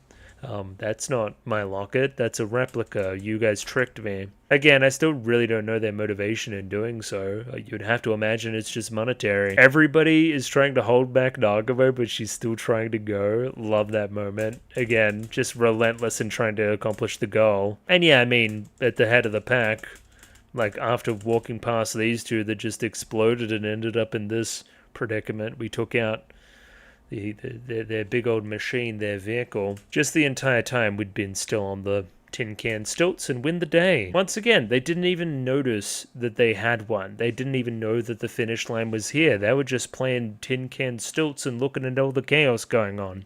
Again, this is a metaphor. This is an analogy. This is a microcosm of what their lives are going to be like going forward, maintaining this philosophy. Very cool. So yeah, they win the day, they get the $1,000,000 We do the whole thing later on about splitting up the money and going and seeing each other. This kind of happens post-credits where they do a whole Echan Matsuri bit, which is pretty funny for the record, good voice acting in there and whatnot. But the main stuff is, again, let's take half each and I'll promise to come back and see you, and then you can come see me. Can pay for a trip each. Another fun piece of animation here is obviously Nagamo isn't as impressed as Echan and Matsuri with the ending there. I like her head growing a little bit here in this frame. I thought, again, I don't know, something between that and the exaggerated stuff early on with the limbs, and just a few more little things like that would go a long way with the show, I feel. Just really stand out against, normally we're pretty militant about making things look at least a little bit like normal. And yeah, this is where Wako Azumi explains her plan. Echan's moving to England soon. They're going to be separate from each other. I wanted to give them kind of a going away present. Also, same old thing, they want to make memories together. You maybe interpret that too. It was a nice charity from you. I'm pretty sure you could win with your eyes closed. Oh yeah, we also mentioned, so Riku Azumi hacked the fucking vehicle that they had. That's the reason why the dads didn't win.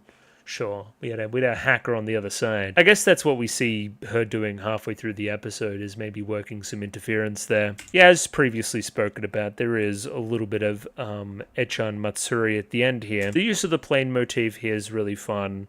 I like them kind of reveling in it. Again, it's a real victory lap for their kind of ethos in the episode and, what they stand for.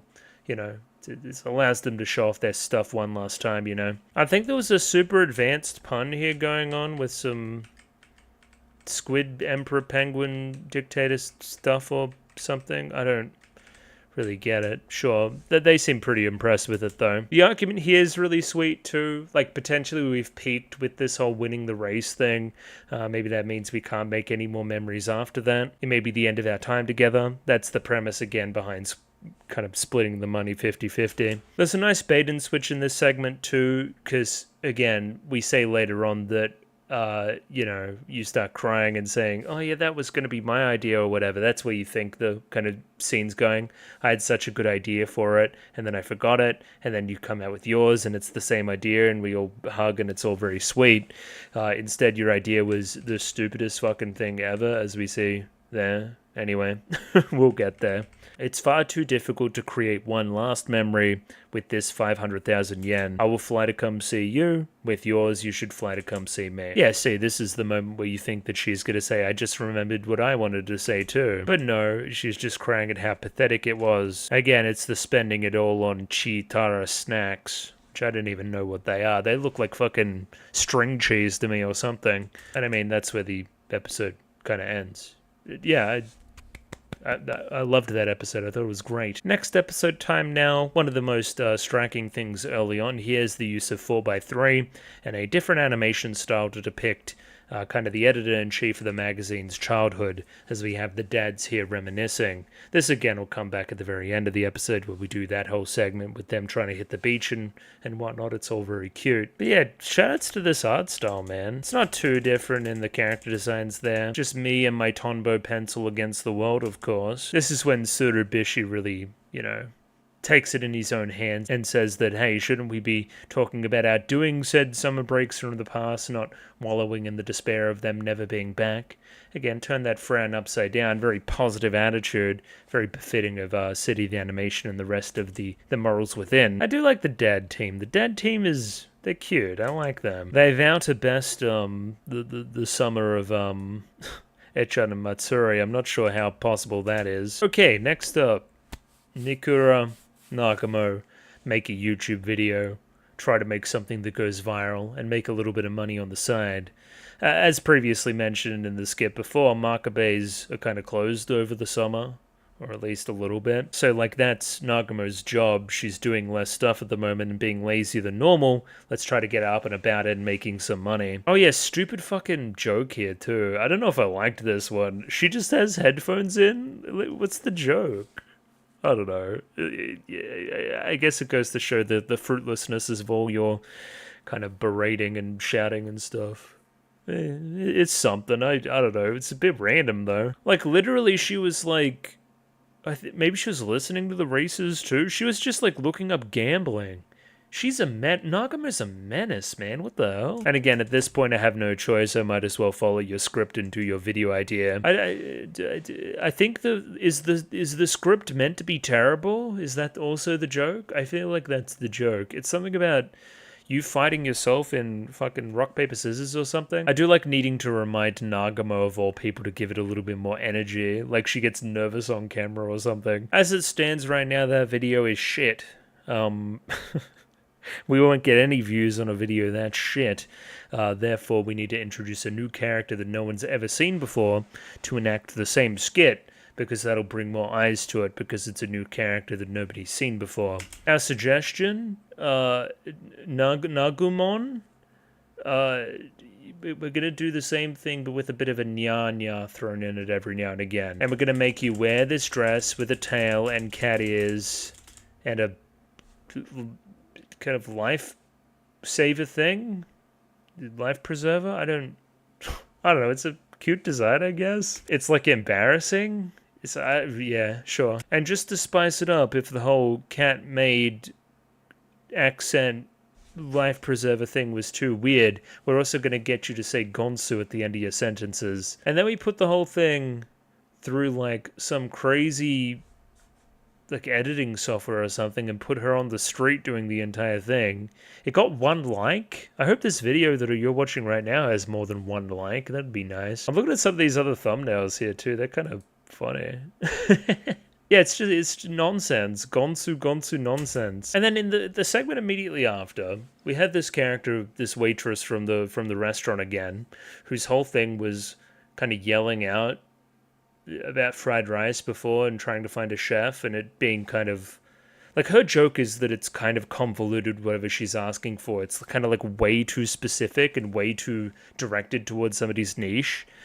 Last time it actually was coincidence. This time it seems to be a little bit more cynical, like, Nikura has maybe put you up to this, Again, outrageous amount of money. Again, like, food delivery. Again, just like a perfect thing that Nagamo would be perfect to do. And then there you go, straight into the costume, straight with the tail and the ears. We basically just like blackmailed her into doing another YouTube video with the whole Gonsu Nagumon shtick. Oh, let me play that. That was sick. Hang on.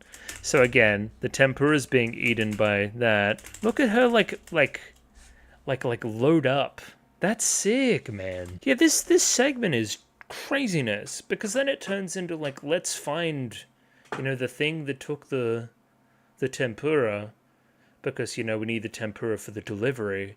And then it turns out that the thing that stole it is also worth a lot of money, so now let's look for, that animal instead. But in reality, I think Nikura just wanted her to do both. Like, hey, find the cat, and you can also get the tempura.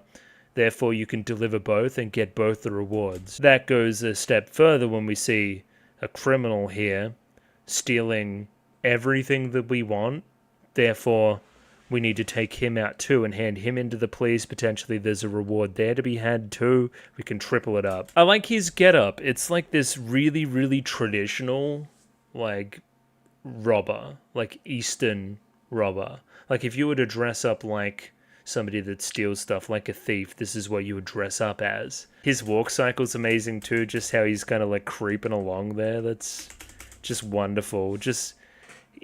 He must know that they can see him. He's still doing his thing, sneaking along. But then it turns out that this guy's the mayor, and the police catch us doing this to the mayor. And then the cat gets away and scratches up Nagamo, leaves just the last little bit of the tempura here, which we then try to serve to old mate. For the record, every time I've gotten like DoorDash or Menulog or something, it's been pretty much this exact same experience. It feels like somebody's fucking eaten half the food and it's half cold and gets there an hour late. It's just not a good experience, really. And maybe it's just where I'm at. I don't know. But yeah, this show's crazy because you just forget about certain segments that are in episodes. I really loved this segment. I thought it was really funny. Once again, we have a little bit of a repetition problem going on. Nitpicking, but I would like constant variety. I don't know. Kind of coming back to premises we've done before is kind of a, natural thing for you to do in a manga where you have, similar characters doing like skit comedy. Do we need to include both of them in the show? Maybe it'll come back around in the third one or bring it all together. You never know. Once again, I feel like half of the content here is getting lost in translation because it's like they've written a small song. It like rhymes and makes sense and goes with the music, and it's really fast paced and stuff. And the words chosen and the kind of cadence and the beat and the puns and the everything there is probably really enhancing this part too. For me, I'm just kind of enjoying it, as a good piece of voice acting and a good piece of music. But beyond that, the actual content of it, unsure. I don't know. It's kind of, there's an echidna and it's sulking. Also, I thought echidnas were like, aren't they like an Australian thing, or do they have echidnas in Japan? No, that's an Australian animal, my friend. I think you guys have like hedgehogs and stuff. And Papua New Guinea, Australian Papua New Guinea, according to Google. Anyway, I just thought that was odd. For all the animals that you picked, why would you pick one that's native to Australia? It's a bit weird. Anyway, it's sulking, and then it kind of, we merchandise it sulking or something, and kind of it sulking kind of brings profits in a weird way. So maybe all the money that you got from all the merchandising would ease the sulking somewhat, but no. The next day in that very same spot, he was still sulking. Enter our detective. I love the reveal here of Nagamo being kind of drawn in once again to, the troop here. Her getting involved there is such a great idea. She's just so out of place, but she's desperate for money, and Takari Dake is desperate for people, that it just kind of works, you know? Like, yeah. her reveal is always very funny, is my point. She has a little bit more of a role here. She's not just literally a sitting peach person or whatever she was last time, so hooray, but her job here is to sulk. You could read into it that she's also trying to become the next big thing like the Echidna is, which is very in line with Nagamo's character, who's always looking for an extra buck. It could be an interpretation. I just want a gif of whatever the hell's going on here. That's fantastic. So I don't know, the detective comes in, the detective's still sulking, the Echidna sees the detective sulking, and that almost makes them happy. Maybe there's a bit of poetry there, that again, you saw somebody sadder than you and that made you happy, maybe. And then again, you try to get your revenge on that by the very end. There could be something in there about just inherently sad people and kind of what makes us happy as humans almost, and the comparison in that and the different routes you can take. You know, why don't you again look for a sadder person, but you instead resort to violence? What does it all mean? It's all very deep. Also, again, she's jealous of all the money. She's gonna fucking kill the Echidna for all the licensing dollars. Some of the colors chosen here are really fun, like the reds and the silhouetting and whatnot. Kind of, really redding up the eyes here too. I love kind of Takari Dake, Jesus, and the colors used here at the very end. Kind of blending it all together during the finale, during the climax. And we kind of leave it here at part 1, but part 2 just kind of starts immediately afterwards too. It's a bit of a weird old setup. The reveal as well that self-esteem wasn't a theme, it was somebody's name, which I thought was a fun one too. Oh yeah, next up, Tatewako and the whole Riku Izumi fan club.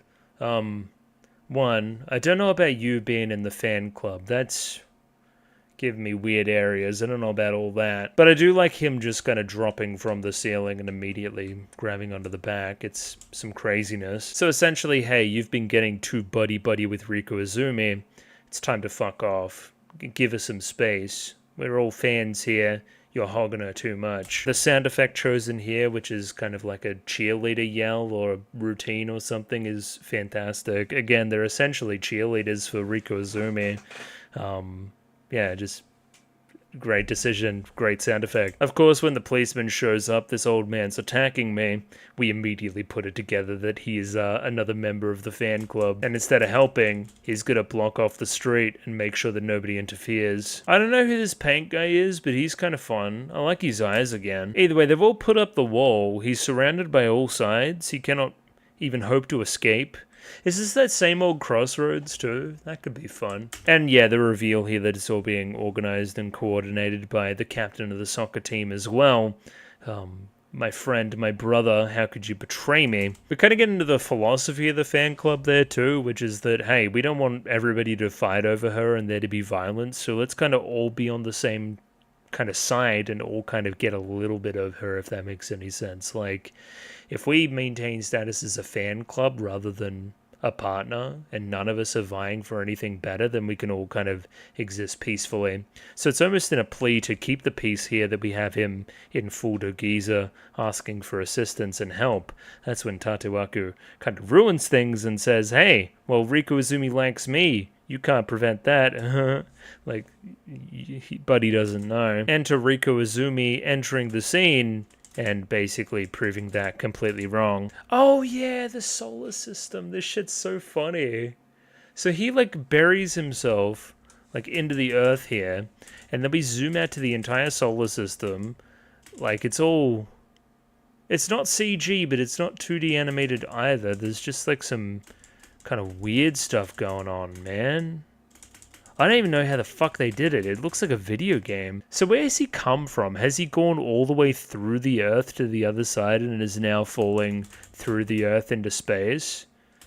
He turned into like an asteroid because he got rejected by Riku Izumi? I guess that makes sense. In the following scene as well, he's clearly caught up or cut up about the whole Riku Izumi thing.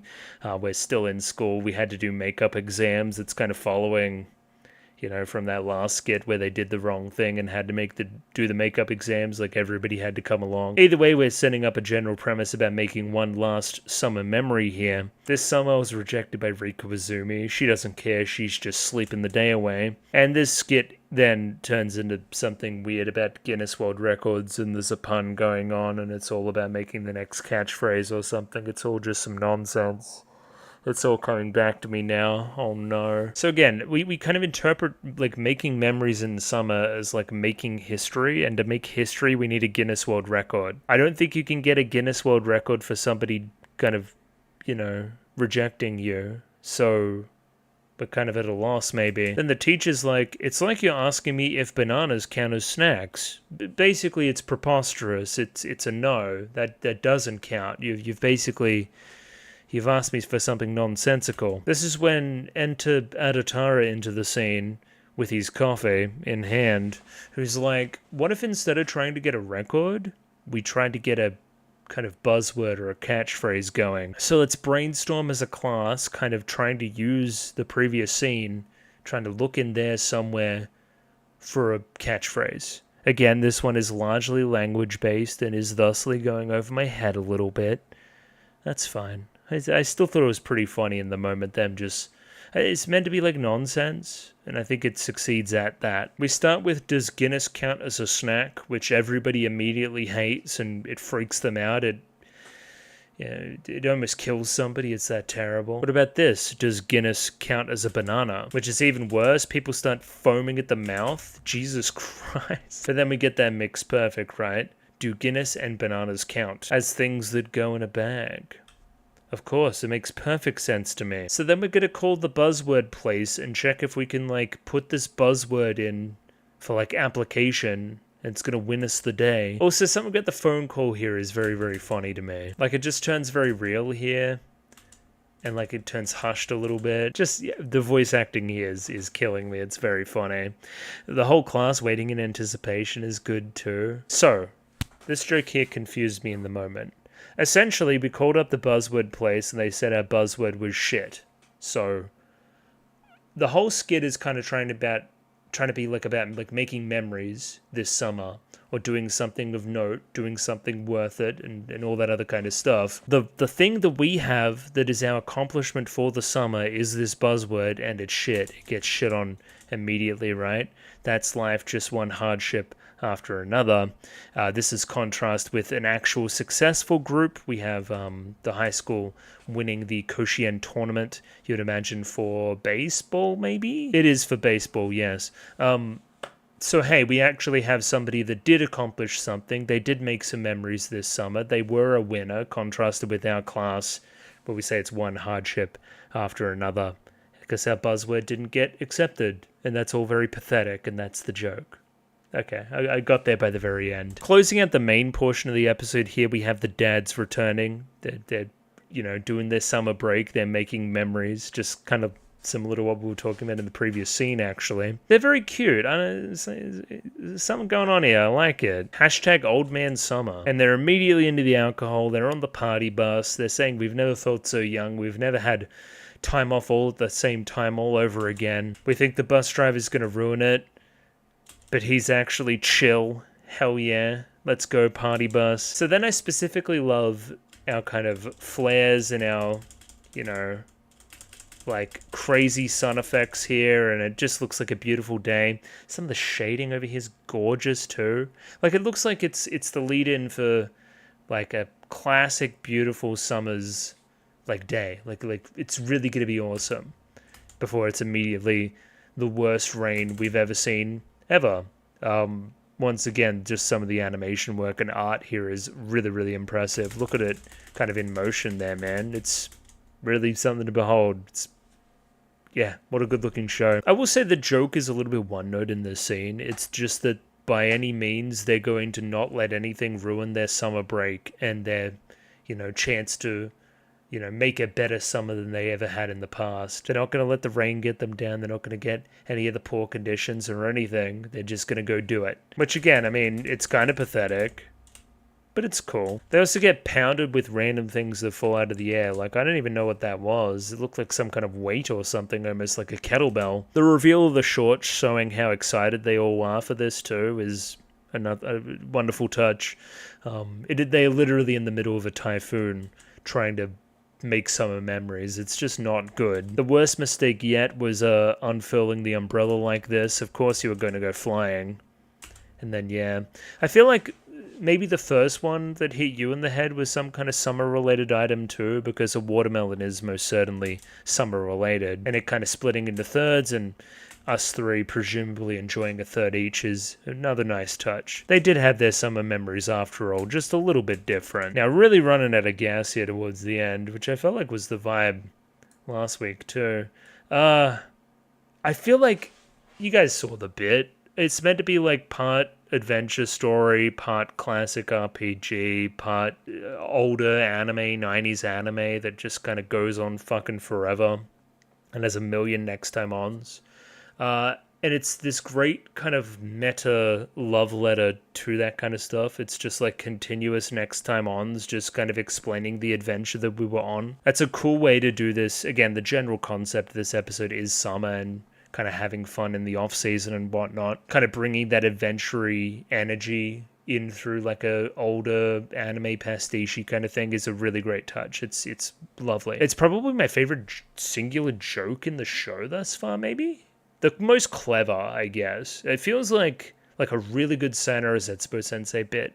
Like, again, something that's just a little bit irreverent about the medium that it's in and whatnot. And the story, again, grows in ridiculousness. Tatewaku constantly chasing after Riko Izumi as, you know, many things happen. Lots of things. But by the very end here, it all blows up and none of it can be remembered. So then it's like, hey, what did you do this summer? I can't really tell you. We were just on a grand adventure together. Nothing crazy. I don't know, I equated it to some One Piece type bullshit, and I don't disagree with myself. It's like, it was a ton of nonsense, but we had fun. I don't know. It's also cope because, I don't know, Riko Izumi doesn't like you romantically like that. There's some really fun voice acting in it too. Anyway, I'm out of here. I'm done. I need to go. That was very good again, obviously. Just run out of steam here a little bit at the end. Amazingly well animated show. Very funny. Varied. I like it when we all come together. It's good. It's good stuff. Yeah, 2 thumbs up. 2 more episodes. Well, probably 1 more next week. And then 2 to finish out. From after, yeah, anime recommendations in that Discord, man. Something like that. That or manga. I don't know what I'm going to do yet, but we'll see. Just more stuff. I'd like more stuff in there. Anyway, I'm out of here. You'll see me next week. Patreon if you want to be that 1 week ahead. Ciao. Bye-bye. See you later.